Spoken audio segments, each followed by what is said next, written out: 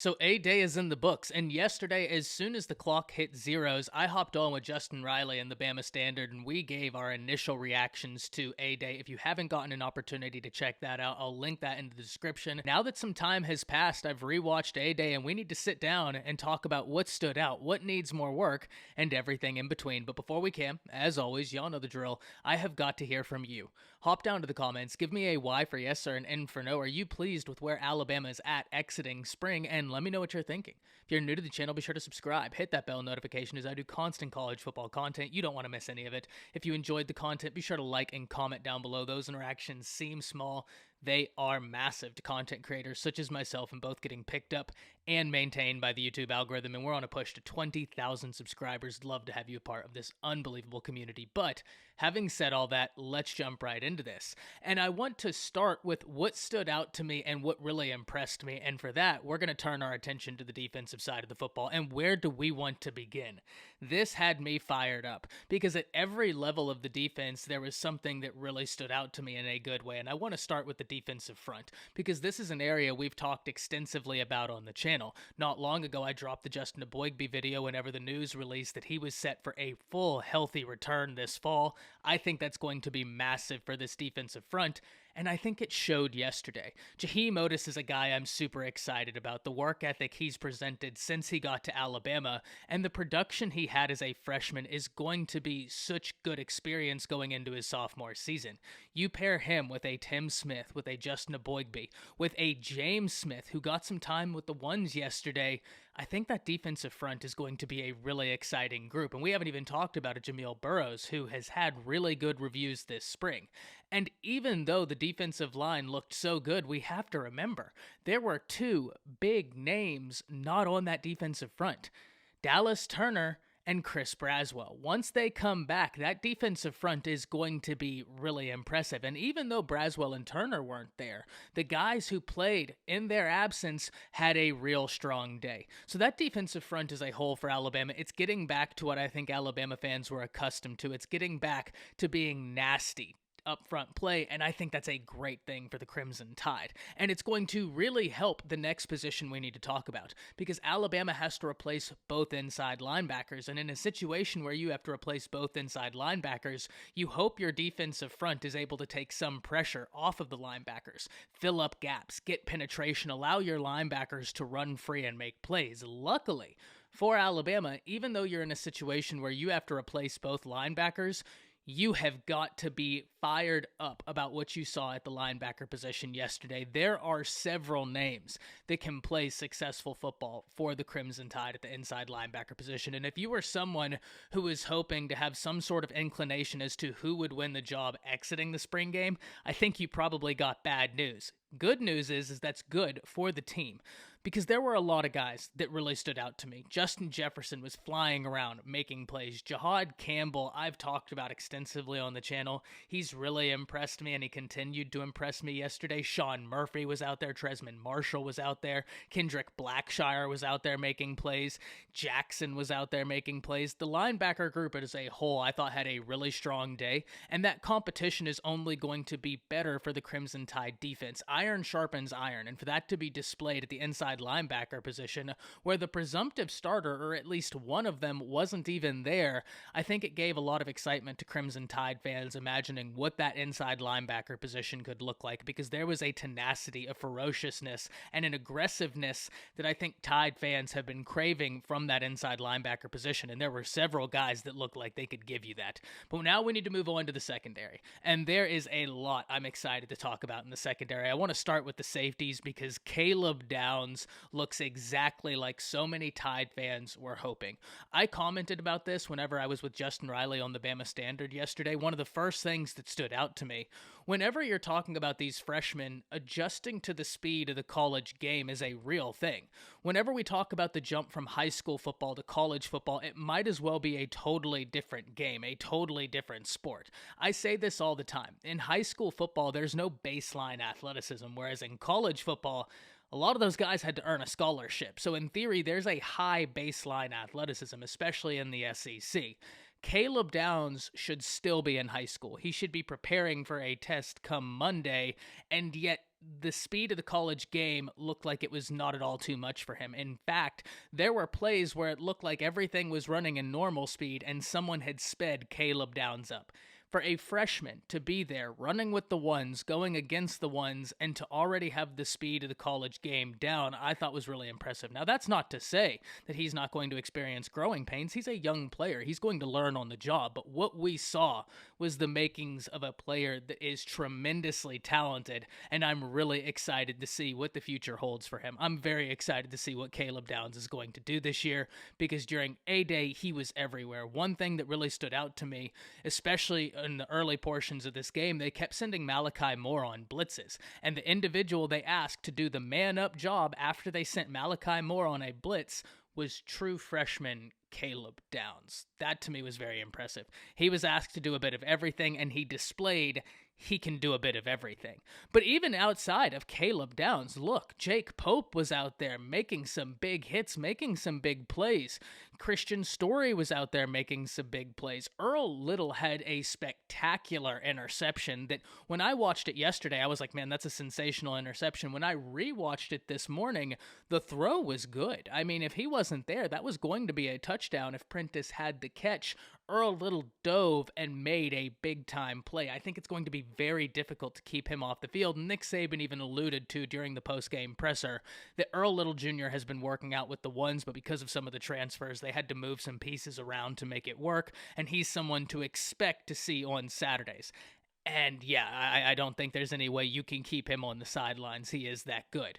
Caleb Downs impressed. Christian Story impressed. Earl Little impressed. Malachi Moore was very good at the blitzes off the edge, converting some of those into sacks. And then when we look at the guys on the outside, Terrion Arnold and Kool-Aid McKinstry, I'm really excited for that duo this year, especially with Caleb Downs over top. And even if it's Christian Story, if it's Caleb Downs and Christian Story at the safety position, I think that's going to be a really rangy duo, something that's going to be fun to watch. And I'm excited about the cornerback play. So the secondary, there is a lot to be excited about. I know two guys just transferred out, and there needs to be depth developed, but whenever you looked, Antonio Kite looks like he can play winning football. Des Ricks, another guy that should be in high school, in fact, was a member of the 2024 recruiting cycle before he reclassified to the 2023 recruiting cycle and still remained a 5-star.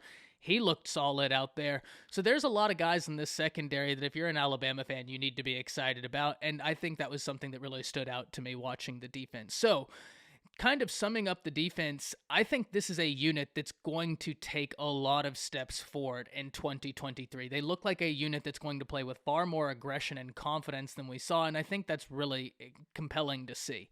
Turning our attention to the offense, once again, there's a lot to be excited about, and the first thing that really stood out to me about the offense, this is a very deep running back room. There are a lot of guys that are going to play winning football for Alabama in the running back room. Justice Haynes stood out. Jamarian Miller stood out. Jace McClellan, I've always said, is a guy that I think is a little bit underrated. Roydell Williams was out there doing his thing. There's a lot in the running back room, and I think Tommy Rees is going to be able to utilize all of them. But once again, we talked about this before A-Day. In order for the running backs to be successful, in order for the quarterbacks to be successful, and inevitably, in order for the wide receivers and tight ends to be successful, that offensive line has got to come together. And I have faith that Coach Walford will be able to get there, but I think coming off of A-Day, there's still some work to be done on the offensive line, which I don't think is inherently a bad thing. I think we can attribute part of that to the fact that the defensive front played really well, but once again, whenever we're talking about the defensive front playing well, we have to also remember that that was a defensive front that the first-team offensive line had to go up against that did not have Chris Braswell. They did not have Dallas Turner. And once again, Robinson and Cott played good football in their absence, really stood out.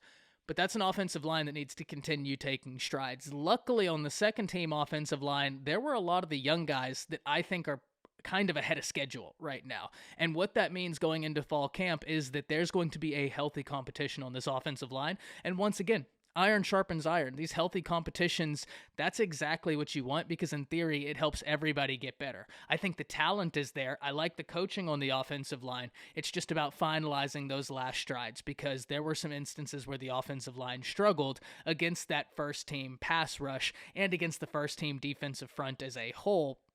Even though I think that defensive front played great, They didn't have Turner. They didn't have Braswell. So that offensive line evolution has got to continue.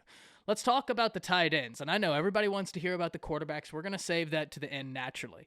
So the tight end position is something that really stood out to me. It's something that I've been excited about because I think we're going to see the tight ends used at a higher degree now that Tommy Rees is there. Now, something that was interesting to me is if you were listening to A-Day yesterday, Jordan Rodgers made a comment about how Tommy Rees may not use as much 12 personnel that he did at Notre Dame. And I talked about before A-Day that I was excited to see the use of some 12 personnel. Now, don't get me wrong. I don't think anybody alluded to the fact that Alabama will not use 12 personnel, but I'm really interested to see how much 12 personnel is utilized in the fall. One thing I think we need to remember whenever we're judging both the offense and the defense, I don't think either side of the ball got off page 1 of the playbook, and I think that's by design. You're trying to do your most vanilla sets and get those down. So the defense knows in large part what's coming. The offense kind of has an understanding of what the defense is trying to do, and you're hoping that your units can understand the basics, both what they need to do and what the opponent is showing them. But even though we were on page 1, the tight end position, there are several names Crimson Tide fans need to be on the lookout for, and Robbie Oots didn't play today. Amari Niblack, I think, is going to be an instant mismatch. Danny Lewis is a name I've been talking about on the channel that I think people are sleeping on. I think people are sleeping on the tight end room as a whole. I think they did real good work getting Dipri out the transfer portal. I think he's going to fit in really well, especially with Tommy Rees as the offensive coordinator. And even outside of that, I mean, when you look at like a Miles Kitselman, he was able to get involved yesterday. Whenever you have a new offensive coordinator and a new quarterback, that new offensive coordinator, that new quarterback's best friend can be great tight end play and great running back play. Luckily, we saw the running back play. That running back play was solid. The tight end play looks like it could be solid as well, and that could help this quarterback battle. But before we get there, we need to talk about the wide receivers, because the wide receivers had moments that showed why I'm so excited about the talent, and then there were moments that had me pulling my hair out in frustration because the drops reared their head once again, and this is an issue that is not new. This is an issue we've talked about time and time again, and that's what is perplexing about it. All too often on Saturday, drives were derailed, moments were derailed by drops. And I want to be perfectly clear here. I'm fine if a drop happened because a ball was contested. That's football. I'd love for you to catch those, but if the defensive back was on that wide receiver, all over him, and made a great play, it was a 50-50 ball, and both of those guys were fighting hard, I can stomach that drop because the defender made a play. He was there. He did his job to the fullest of his degree. The plays where you're running wide open and the ball hits you right in the hands, right in the chest, and ends up on the ground, that's something that cannot happen. When I look at some of these wide receivers, they played with ability. They showed you that if everything is clicking, it's going to be a fun unit. Kendrick Law really stands out to me. I think he's someone that's going to have a big season. Emmanuel Henderson really was impressive. You want to talk about someone who you're not going to be able to keep off of the field. Emmanuel Henderson stood out in a big way. The fact that that was a guy that came in as a running back and already is where he is in his development as a wide receiver goes to show you the ceiling and future are really bright and high for that guy. Super excited to see what happens there. Malik Benson on the final drive was great. He was automatic. He's going to have a high upside. Ja'Cory Brooks was there doing his thing. Isaiah Bond was generating some separation, had some drops. That's got to be cleaned up. Kobe Prentice was there doing his thing. So the talent is there. Jalen Hale, a young guy, a freshman, he might be too good to keep out of this rotation. The talent is there, but once again, if the drops do not get cleaned up, you're going to ask more and more of your offense than need be. And it's already an offense that has to replace some key pieces. You want to be able to help them in every way you can, not add on to the stress. So the drops have got to be cleaned up. And this gets us into the last point we need to talk about, and that's the quarterback battle. Because the quarterback battle really was intriguing to watch unfold on Saturday. Because there were moments from both Jalen Milroe and Ty Simpson drives where you point to the drive in its entirety and you're like, if we can get that the entire game, Bama's going to be in a really good position. but the inconsistencies were apparent. And I think that's the biggest thing that I took away from A-Day from the quarterback position, is that there were moments, there were drives, there were sequences where both quarterbacks had great play. And even some of the freshmen, Eli Holstein, Dylan Lonergan, they had moments, they had sequences where they were making some big plays. The problem was consistency. Now, one thing we do need to remember and acknowledge is we just got done talking about drops and how drops were such a big problem. Drops are drive killers. So there were times where if the drops were cleaned up, maybe this quarterback situation looks a little bit different. And I'm not saying it would have made all the difference in the world. My point is maybe there was a first down or more to be picked up. Maybe there was 50 more yards to be picked up. Maybe there was 3.6 points to be picked up, but because there were drops, the drive was derailed. That's a very real thing, and why the drops have to be cleaned up. That's not a can they be cleaned up, they have to be cleaned up. Both guys displayed why there's a quarterback competition, why they can play winning football at the job, but both guys displayed there's still development to go. This is a quarterback battle that is far from decided, and I don't think anybody really expected for it to be decided in spring game. And if you're an Alabama fan, there's a lot that has you fired up about the spring game. The fact that the defense was playing with the ferocity, the speed, and the confidence they were playing with, and we can point to multiple members, not even on the ones. Jake Pope had himself a day. Earl Little had himself a day. The linebackers were really solid. The outside linebackers, there's a lot to be excited about on the defensive side of the football, and likewise on the offensive side of the football. If some things get cleaned up, there's the recipe for winning football here, but things still need to get cleaned up in some aspects, such as the quarterback play, where both guys displayed their ability to play winning football. It's just about getting there consistently, and I can't wait to hear from all of you. Hop down to the comments and let me know what you're thinking. That's it. See ya.